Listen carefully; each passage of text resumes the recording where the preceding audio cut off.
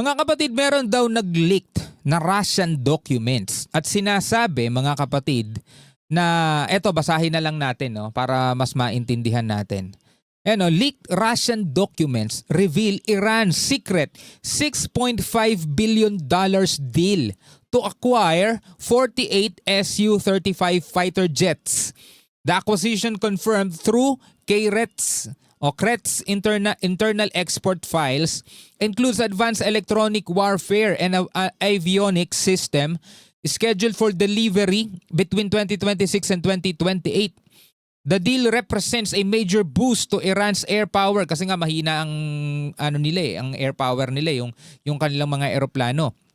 Allowing two full squadrons to be fielded.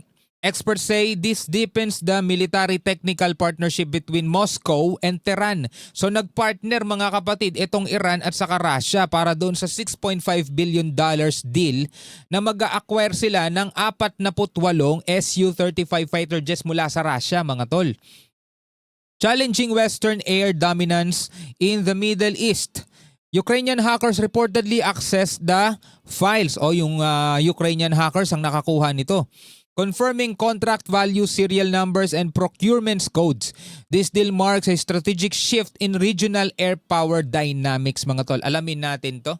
Sabi rito, Russia secretly transferring jets to Iran? Question mark yun, mga tol. Tanong yan. Sensational Su-35 reveal. Spooks Israel. Sabing ganun. So, bago natin to simulan, syempre huwag niyong kalimutan mag-subscribe. Click nyo na rin ang notification bell para ma-notify kayo whenever na may mga bago tayo reaction video tulad nito. So ang Iran ngayon ay nagpapalakas na rin ng kanilang air power. Kasi ang meron sa Iran mga tol, yung mga missile nila, napakarami nilang ganun. Pero pagdating sa mga fighter jets, doon naman nagdodominante naman mga kapatid. Doon lamang itong Israel, no? Panoorin natin to. Ito'y galing sa Ukrainian hackers, etong report na to. Iran to acquire 48 advanced Russian fighter jets. Pero syempre, di ba may kasabihan nga, wala sa pana yan, nasa Indian yan.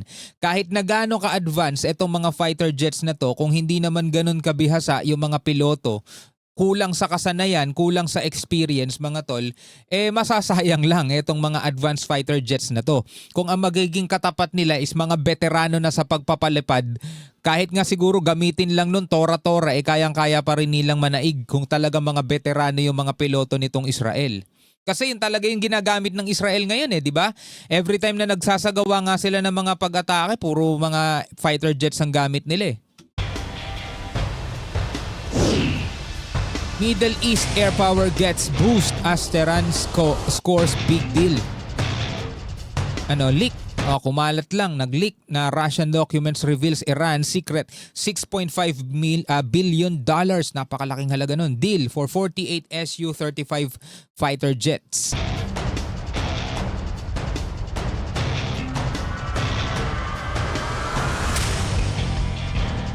The documents originate from Russia's Kretz defense conglomerate, a subsidiary of Rostec Corporation.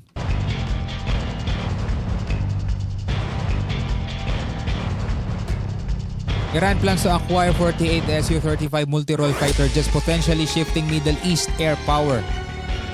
Ang malakas kasi talaga Iran, sobrang dami nilang missile. Kaya nga nila magpalipad ng 500 sa isang paliparan lang Kaso dahil nga sa sanctions, hindi na nila naasikaso pa o hindi na nila napalakas yung kanilang fighter jets. Meron sila mga tol, mga luma na nabili pa nila sa Amerika dati nung magkasundo pa sila, nung magkaibigan pa ang Iran at Amerika. Nakabili sila dati ng mga eroplano, mga fighter jets sa Amerika, pero dahil nga magkalaban na may sanctions din sila, hindi na nila napalakas pa o na-upgrade yung kanilang mga fighter jets. So syempre, kung wala silang fighter jets na ma-upgrade na gano'n, hindi rin na-upgrade yung kasanayan o yung kakayanan ng kanilang mga piloto sa pagpapalipad.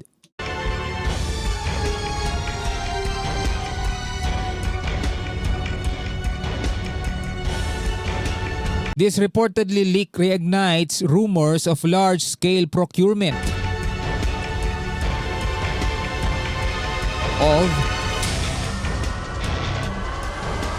advanced aircrafts between Tehran and Moscow over several years. Dati napaulat din, nakukuha rin sila sa China, di ba? Napaulat din yun mga tol. Nasa China sila bibili ng mga fighter jets nila. CRET will provide advanced avionics and EW packages alongside the Su-35 aircraft. The deal highlights deep military technical cooperation between two sanctioned states. Pareho silang sanctioned states. So silang dalawa nagtutulungan ngayon. Experts say the leak indicates a strategic effort to counter Western air dominance regionally. Hindi nga lang ganun kasi kadali yun. Di ba?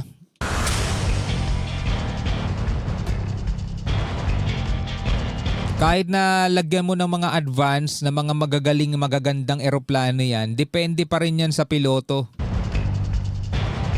Ukrainian hackers allegedly accessed CRET's database, releasing internal export documents to social media.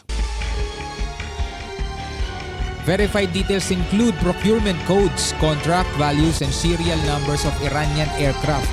Kasama na rin yun. Iran is listed as customer code 364 for delivery between 2026 and 2028.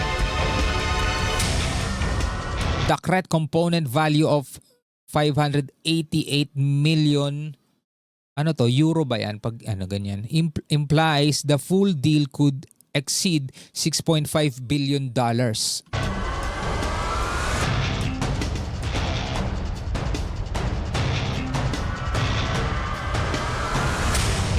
Other codes suggest parallel exports to Algeria, Ethiopia, or Egypt, supporting leak credibility. So, sabing ganun.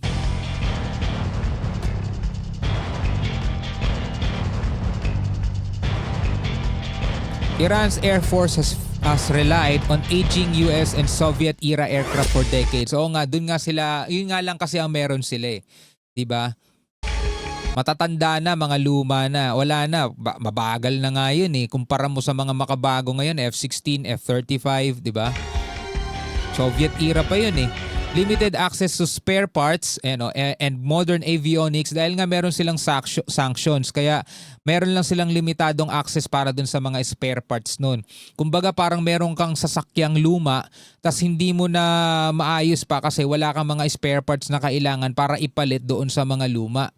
So ngayon mag-a-acquire sila ng mga bago, kaso syempre yung mga piloto nila napag-iwanan din. Isa rin yun mga kapatid sa kailangan nilang harapin.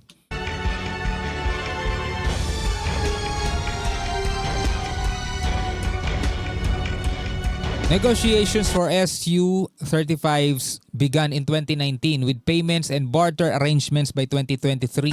So matagal na pala tong kasunduan na to, itong negosasyon na to.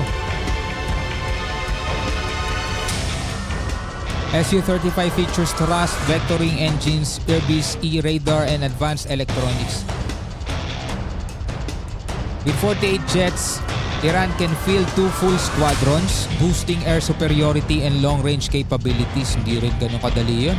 The reported deal symbolizes Iran and Russia's defense axis and challenges Western air dominance. Alam mo, pwedeng bumili ang Iran kahit gaano karaming eroplano pero hindi basta-basta parang matatapatan mo yung air dominance nitong mga veterans.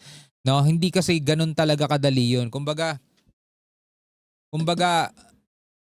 eto halimbawa, eto isang kotseng medyo luma, matanda ng 10 taon, tapos eto bagong kotse, kakalabas lang sa kasa. Pero depende pa rin yan kung sino driver, kung sino ang mananaig sa kalsada o kahit magkarera pa yung dalawang yan, hindi pa rin kayang talunin ng baguhang driver yung veterano ng driver.